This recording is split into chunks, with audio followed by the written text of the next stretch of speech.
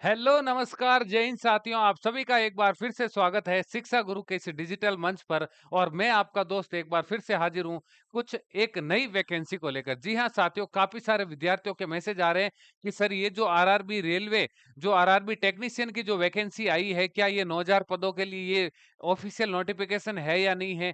क्या ये fake notification तो नहीं है? इसमें जो क्वालिफिकेशन दे रखी है वो सर हमें समझ में नहीं आ रही है। कौन इसके लिए एलिजिबल है? क्या एज का क्राइटेरिया रहने वाला है? तो इस तमाम मुद्दों पर हम इस वीडियो में चर्चा करेंगे। बहुत ही छोटा-सा वीडियो है, बिल्कुल अंत तक बने रहना है और बिल्कुल सटीक और सही जानकारी आपको इस वीडियो में मिलने वाले हैं। ये वीडियो अगर आपने देख लिया तो आपको आपके जो जितने भी सारे डाउट हैं, वो सारे के सारे डाउट आपके यहाँ पर क्लियर हो जाएँगी। जैसा कि आप मेरे पीछे देख रहे होंगे, ऑफिशियल नोटिफ़िकेशन मैंने बोला है कि सीबीटी के लिए आया, क्या सीबीटी 1 होगा या 2 सीबीटी होगी? ऐज में छूट मिली है या नहीं मिली है? क्या नोटिफ़िकेशन ऑफिशियल है या नहीं है? 9000 पदों में कौन-कौन अप्लाई कर सकता है? कब से फॉर्म स्टार्ट होंगे? कब इसका एग्ज़ाम होगा? सारी जानकारी मैं आपको इस वीडियो में देने वाला हूँ। तो चलिए ऑफ़िशियल नोटिफ़िकेशन देख लेते हैं। उससे पहले मैं आपको बता दूँ कि ये है जो नोटिफ़िकेशन रेलवे ने खुद ने ऑफ़िशियल जारी किया है।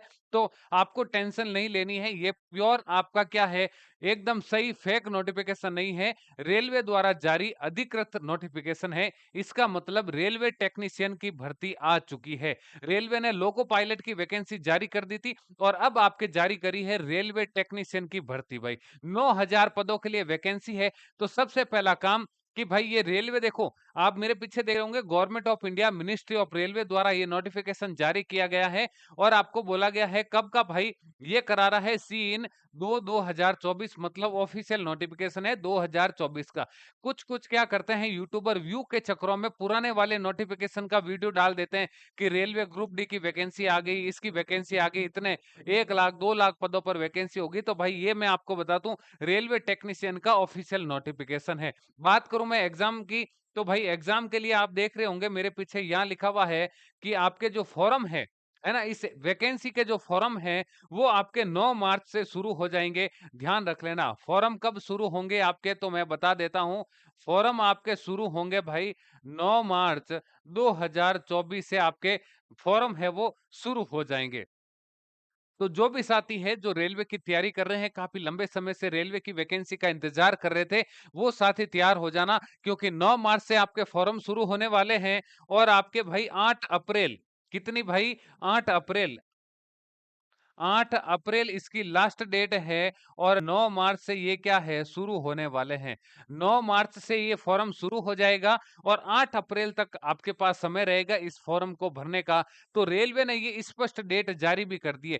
पहले एक नोटिफिकेशन, आज से लगभग 10 दिन पहले नोटिफिकेशन जारी किया था।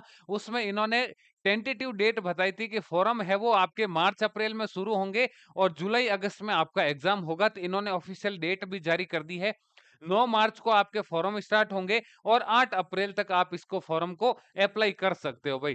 ठीक है, आगे चलते हैं। तो देखो यहाँ दे रखा है वैकेंसीज, है ना, वैकेंसीज दे रखी है कि किन किन डिपार्टमेंट में आपकी रेलवे के अलग जो टेक्नीशियन है, तो उसमें किन किन लेवल की जो वैकेंसियां हैं वो 9000 की है। तो यहाँ पर आपको पहले दे रखा है टेक्निकल ग्रेड 1 सिग्नल।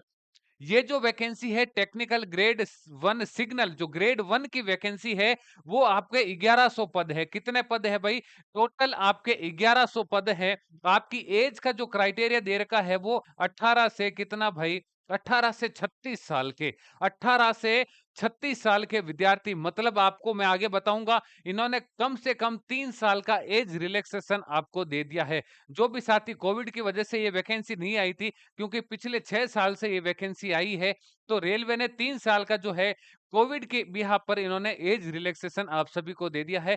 तो जो भी साथी ओवर एज हो रहे थे, क्योंकि नॉर्मली 18 से 33 साल का रहता है, लेकिन आपको 3 साल का एज रिलैक्सेशन इस वैकेंसी में आपको मिलने वाला है।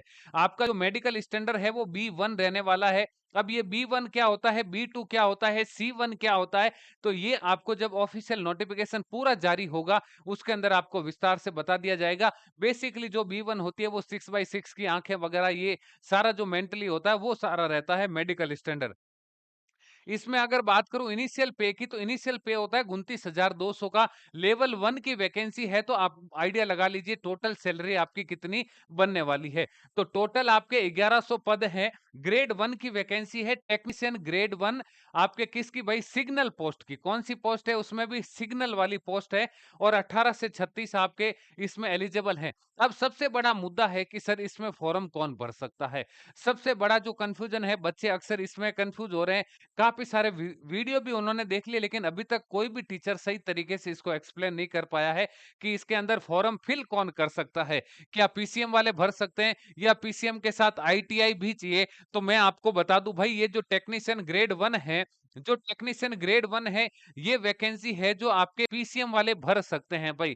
कौन भर सकते हैं? जिनके फिजिक्स, केमिस्ट्री, मैथ्स हैं, पीसीएम वाले इस वैकेंसी के लिए एलिजिबल हैं। अगर साथ साथ में आपने आईटीआई भी कर रखी है तो भी भर सकते हो, नहीं तो खाली पीसीएम है तो भी भाई आप इस वैकेंसी को भर सकते हो, है ना। वैकेंसी के लिए अप्लाई कर सकते हो, आप एलिजिबल हो। तो ध्यान रखना, आपके लिए जो पीसीएम वाले बच्चे हैं उनके लिए 1100 पदों की वैकेंसी है।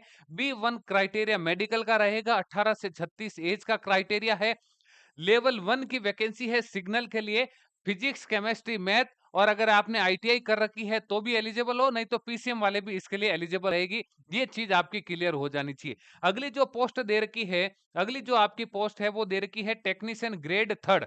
कौन सी भाई? ग्रेड 3 की वैकेंसी है। और ये आपका as per level 2 CPC commission, ये अपने बात की बात है।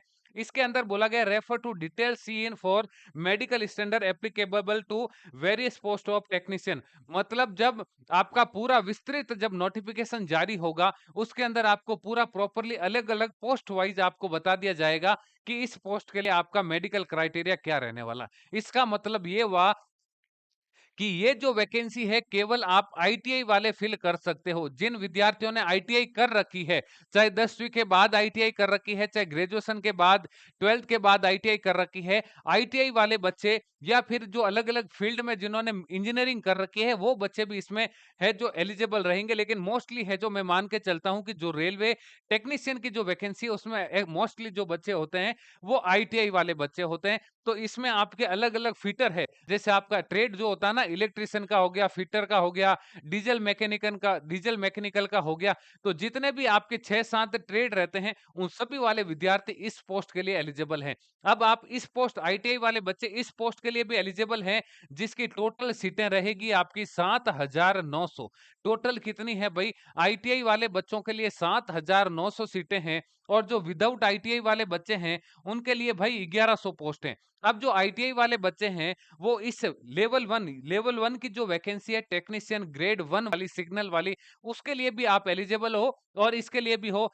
फॉर्म आपको एक ही भरा जाएगा, प्रेफरेंस आपका दोनों भर सकते हो। उसके अंदर आपको बार बार अलग अलग फॉर्म नहीं भरना होगा। एक ही फॉर्म में आपसे जो एजुकेशन क्वालिफिकेशन मांगी जाएगी उसके बिहाफ पर आप दोनों उसमें एलिजिबल कर सकते हो। एग्जाम दोनों का अलग अलग होगा, है ना। अगर आपका सिलेक्शन ग्रेड 1 के लिए हो जाता है तो बहुत अच्छी बात है, नहीं तो आपके पास ऑप्शन भी रहेगा ग्रेड 3 वाली वैकेंसी के लिए। लेकिन पीसीएम के जो बच्चे हैं उनके लिए भाई केवल और केवल पहली वाली वैकेंसी, जिसके अंदर 1100 पोस्ट हैं, वो भर सकते हैं। बस ये चीज क्लियर होनी चाहिए। अक्सर जो साइंस वाले बच्चे थे उनके कंफ्यूजन था कि क्या सर हम इस पोस्ट के लिए एलिजिबल हैं, हमने आईटीआई नहीं कर रखी है। तो भाई आप 1100 वाली पोस्टों में एलिजिबल हो। तो ये रहा। फिर लिखा हुआ RRB wise and railway zone wise detail distribution of vacancies is given in the detail CEN, है ना। जो आपका सीईएन जारी होगा इनका, रेलवे की तरफ से जो एम्प्लॉयमेंट न्यूज जारी होती है, सेंट्रल की एम्प्लॉयमेंट न्यूज जारी होता है, उसके अंदर आपका डिटेल से पूरा जोन वाइज डिटेल वैकेंसी जारी कर दी जाएगी कि किस आरआरबी में इतनी पोस्टें खाली है, और आप उसके लिए फिर अलग अलग जोन वाइज वैकेंसी में फॉर्म फिल कर सकते हो। तो मेन चीजें, आईटीआई वाले भर सकते हैं, और पीसीएम वाले भाई साहब इस टेक्नीशियन ग्रेड 1 की वैकेंसी के लिए एलिजिबल रहेगी। उम्र में आपको बता दिया है 18 से 36 साल। इसमें एज के लिए 3 साल का आपको रिलैक्सेशन दे दिया है। लेकिन जो आईटीआई वाले बच्चे हैं उसमें 18 से 33 साल की आपको दे रखे। नॉर्मल 18 से 30 होते हैं, 18 से 33 कर दिया है।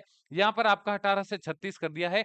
3 साल की आपको आयु में छूट दे दी है। 9 मार्च से फॉर्म शुरू हो रहे हैं, 8 अप्रैल तक फॉर्म चलेंगे। बात करूं मैं तो टोटल 9,000 सीटें हैं, 7,900 टेक्नीशियन ग्रेड 3 की है और टेक्नीशियन ग्रेड 1 की जो सीटें हैं वो 1100 की है।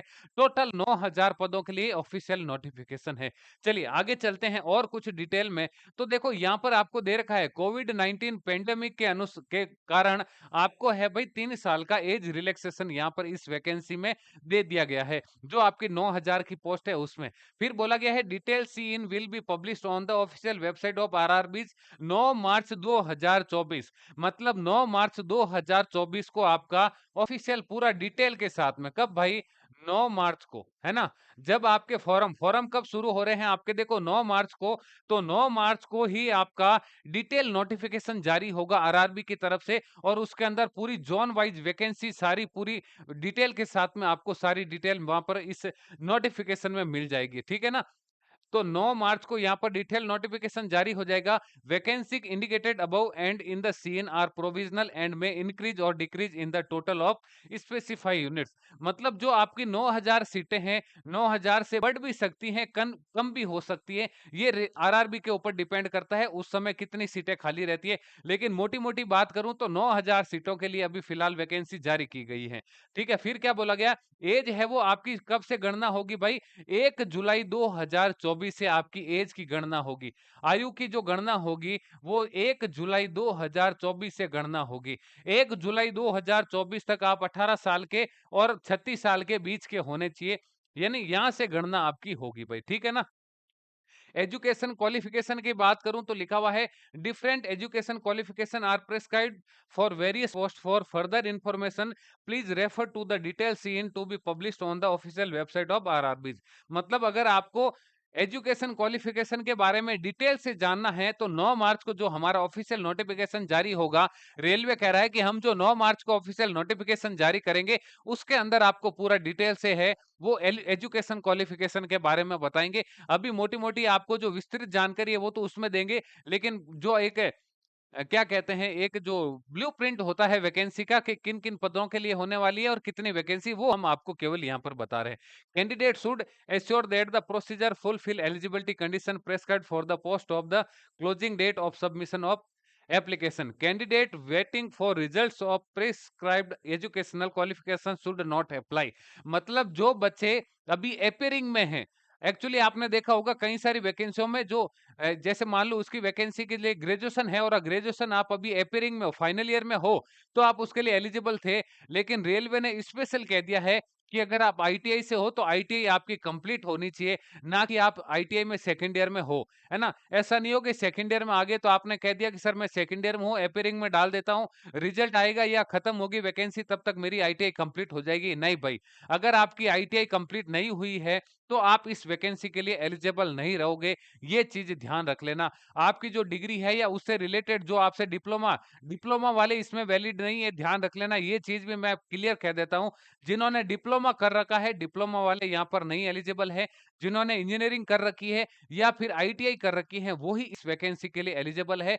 पीसीएम वाले हैं जो 1100 पोस्टों के लिए एलिजिबल रहेगी। तो यहाँ पर स्पष्ट कहा रखा है कि जो भी अपियरिंग वाले हैं वो फॉर्म नहीं भर सकते हैं। अगर भर भी दिया तो भाई एंड में जाकर आपको दिक्कत होने वाली है, तो इस चीज का भी ध्यान रख लेना। Education qualification should not apply. जिसका अभी तक रिजल्ट, जैसे आप फॉर्म भर रहे हो और फॉर्म भरने की लास्ट डेट तक अगर आपका रिजल्ट नहीं आया है, किसी भी जो आपकी डिग्री चल रही है, ग्रेजुएशन चल रही है, आईटीआई चल रही है, उसका रिजल्ट आपका फॉर्म की लास्ट डेट तक आ जाना चाहिए। अगर नहीं आया है तो आप इसके लिए एलिजिबल नहीं हो भाई। मेडिकल के लिए आपको बता दिया है कि वो पूरे विस्तृत हम आपको सीईएन जारी करेंगे, उसमें आपको बता देंगे भाई, ठीक है ना? रिजर्वेशन और वो सारे उसके अंदर बताएंगे आपको। मोड ऑफ एग्जामिनेशन की बात करूं तो यहाँ लिखा हुआ है कंप्यूटर बेस्ड सीबीटी। अब सबसे बड़ा सवाल आता है कि सर इसमें सीबीटी 1 या सीबीटी 2 ऐसा कुछ डिस्क्राइब नहीं कर रखा है, तो क्या रेलवे एक ही एग्जाम कराएगा टेक्नीशियन के लिए या दो एग्जाम होंगे? तो भाई मैं बात करूं तो यहाँ केवल और केवल इतनी जानकारी दे रखी है कंप्यूटर बेस्ड एग्जाम होगा। इसका मतलब 99% चांस बनते हैं कि रेलवे इस बार टेक्नीशियन में केवल एक ही एग्जाम कराने की तैयारी कर रहा है, दो एग्जाम नहीं होंगे। अगर ऐसा कुछ होता तो यहाँ पर वो स्पष्ट आपके जारी कर देता, बता देता।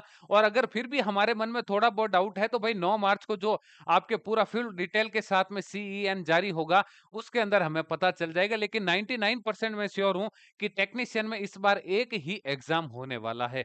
तो सभी साथी जो रेलवे की तैयारी कर रहे हैं, टेक्नीशियन की तैयारी कर रहे हैं, आईटीआई कर रखी है, तो भाई टेक्नीशियन जो पार्ट है उसको अच्छे से तैयार कर लेना, क्योंकि इस बार सारा खेल है वो टेक्नीशियन पार्ट का रहने वाला है। तो मैंने आपको बता दिया एग्जाम है वो आपका कंप्यूटर आधारित होगा, लेकिन इस बार चांस बन रहे हैं कि एग्जाम आपका एक ही होगा भाई। ठीक है ना? तो यहाँ 9 मार्च को फुल डिटेल के साथ में आपको नोटिफिकेशन जारी हो जाएगा। 1 जुलाई 2024 से आपकी आयु की गणना की जाएगी। जो भी विद्यार्थी है जिनका अभी तक रिजल्ट नहीं आया है या एपियरिंग वाले हैं, सेकंड ईयर में या फाइनल ईयर में हैं, वो भाई इस फॉर्म को नहीं भर सकते हैं। लास्ट डेट तक आपका रिजल्ट आ जाना चाहिए। ठीक है ना? इस चीज का ध्यान रख लेना। कंप्यूटर बेस्ड एग्जाम होगा और चांस बन रहे हैं इस बार एक एग्जाम होने की। चलिए और जानकारी बता देता हूं। फीस के बारे में आप सभी को पता है कि जनरल कैटेगरी, ओबीसी, ईडब्ल्यूएस वालों के लिए 500 रुपए फीस है और 400 रुपए है भाई आपको क्या है, रिफंड हो जाएंगे। Out of the fees of 500 and amount of 400 shall be refunded duly dead cutting bank charges and application on appearing in CBT.